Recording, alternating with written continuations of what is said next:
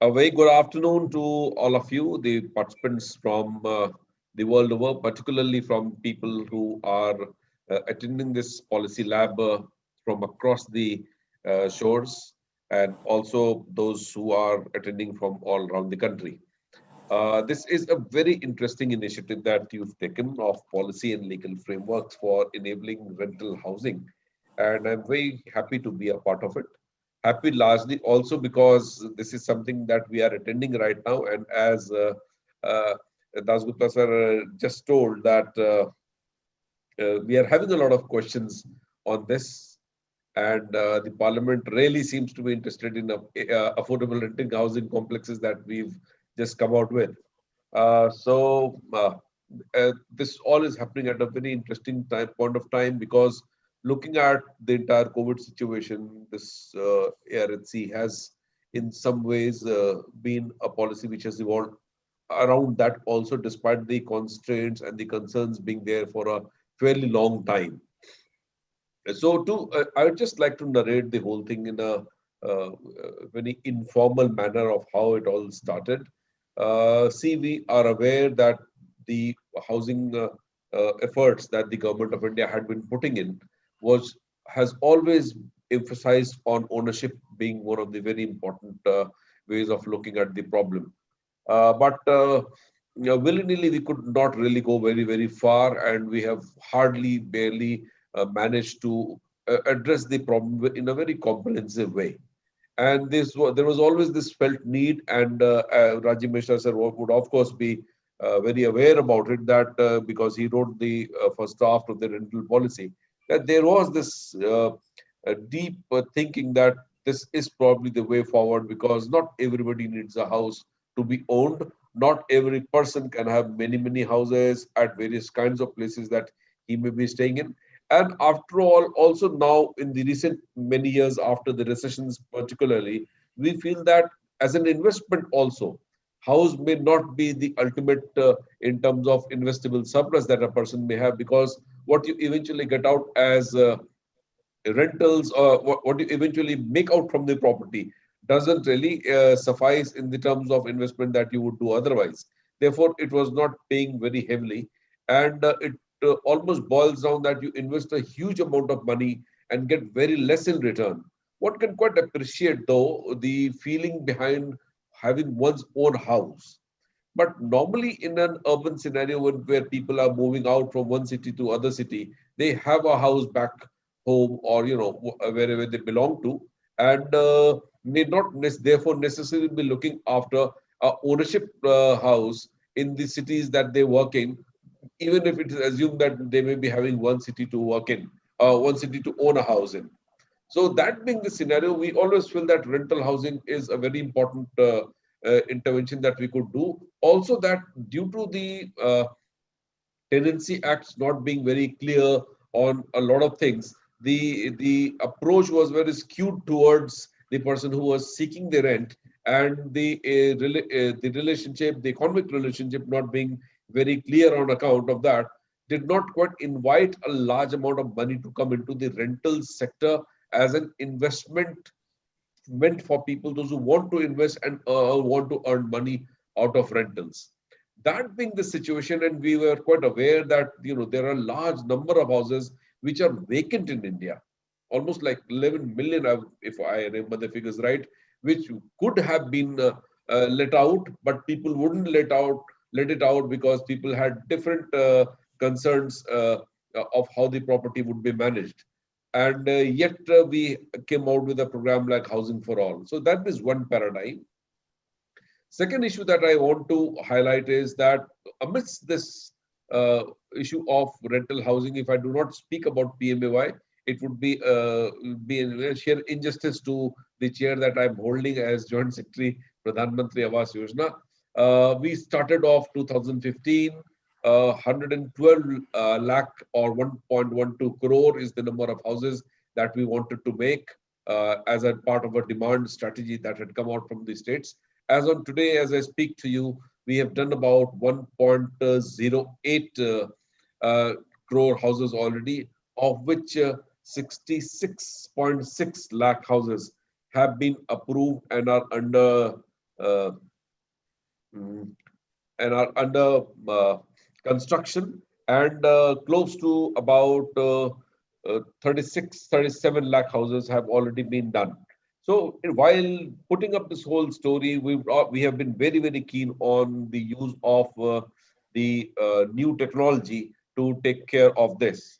Why PMAY is a scheme which has not only been very comprehensive, but also dealt with the whole problem of uh, uh, the the the demand for the housing, and thereby creating a very comprehensive style of how to look at things, is basically because that we never had a program like this where the demand approach was there, and where it was emphasized that anybody who is eligible should be able to have a house of one's own.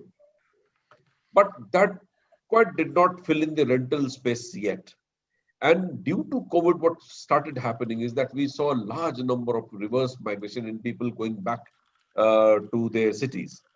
Uh, Eventually, we got around thinking that what can we do at the moment to alleviate the problems of the people, those who are living, going back. So we came with this formula that let's have a two-model approach.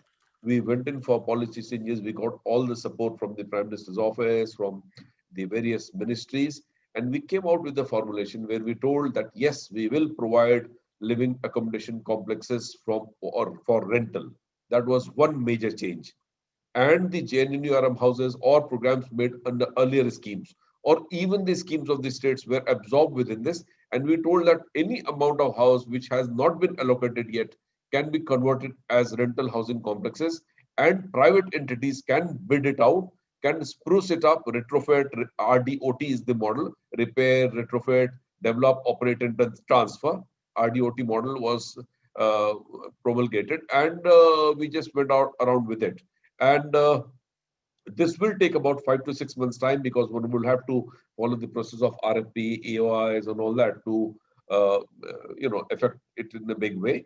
There was this model too, where we told that people may have a piece of land. It could be industrial land, it could be a land in a hotel, it could be land in an institution and close to the industrial body or near the marketplaces. And people who had investable surplus can come and participate in this scheme, and we will be able, they should be able to give it out to anybody who's named fit through an aggregator if they don't want to run it. And once that's done, these industrial places or cities where a large number of migrations take place, say for example, Surat, Ahmedabad, Muradabad, where there is a large number of people moving around, Salem, Hyderabad, cities like Bombay, Delhi, can absorb a lot of their own industry people, and can also give it out to rent it out to other people who are working in the nearby areas, and that thereby earn money. Not only this, we gave them the policy. This was the policy aspect. And within the policy, we built in that no, it is not only the government which will be doing it, we will try and make it attractive enough for a mechanism where the private sector is able to participate. So we told that anybody who makes it with the new technology, we will give them 60,000, 1 lakh, and 20,000, different on rates like dormitories, single rooms, and double rooms, as technology innovation grant. They will be getting an extra FAR and FSI of 50% free of cost. They will be getting transport arrangement there. The concerned urban local body will make provisions for sewage, drainage, electrification right up to the project site. There will be zero income tax and GST on the rental profits that they make. There will be a 10% commercial sales which will be allowed. There will be 30-day disposal system. There shall be all these things were tied up. Some were to be achieved by the state government, rest were to be given by us. That started off, and we initiated this. This was program was formally launched on the 31st of August. And right now we are undergoing the drills of getting an EOI in place and sending it out to the state governments, who will sign an MOA with us on these requirements. And once that is signed, I think that this will take about not less than 6 to 8 months, because one has to follow the processes before the construction begins. But in model one, we think that 6 months is a good enough time for at least some people to get inside the earlier existing houses on the basis of repair and construction. this will be an initial this thing, and we think that about close to 3 to 4 lakh houses may actually come around in this way manner. But as and when the afford investments in this sector is brought up, we will get to know that the private sector, on account of the return that will come out, we have calculated that the returns may actually be close to about 12 to 14% in this, which is a reasonably good amount of money that one is going to make. So this will change at least that aspect of the rental housing market, which is meant for the migrant labor, student, salespersons, people working in industries, people working in shops, in malls, so on and so forth. But the larger issue of having a very clear policy regime on the rental market as such, or on the issue of rent, the tenancy and the tenant and the persons who are seeking the rent, that is in the final stages, and a lot of work has gone down in the ministry. I would imagine that the comment from the various states have also come. Once this is in ready, these will be given out to the states, who will then legislate accordingly on their own terms, and there may be some changes that is brought about. But this is now ready, and India today is at the cusp of a massive change that may come out after the implementation of the Model Tenancy Act.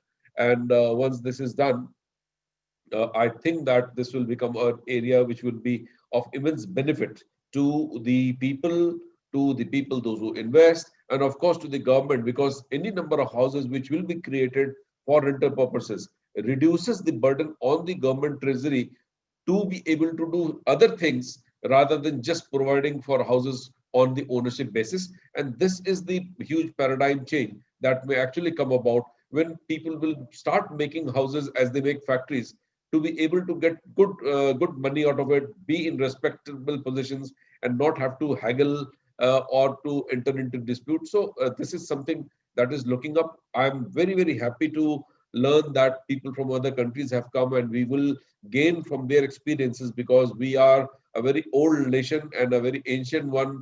But perhaps in the rental market space, we have something to learn from the people today. And of course, states like Tamil Nadu and other states, I think MP is also there today, the other countries, and of course, the people from this country. And I'd love to hear all of you. Thank you very much.